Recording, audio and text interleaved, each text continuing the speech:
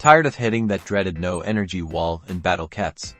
Let's supercharge your gameplay with these quick energy boosting tips. First, and most obvious, is letting your energy recharge naturally. Your energy refills over time, so simply waiting is a viable strategy. A single energy point is added every 3 minutes, but maxing out takes longer.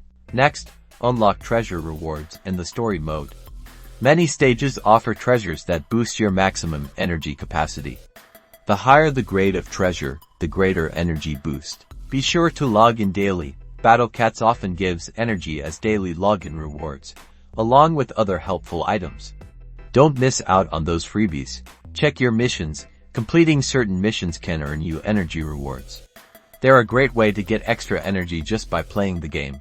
As a last resort, you can use cat food to refill your energy instantly. However, this will cost cat food, so use this method wisely.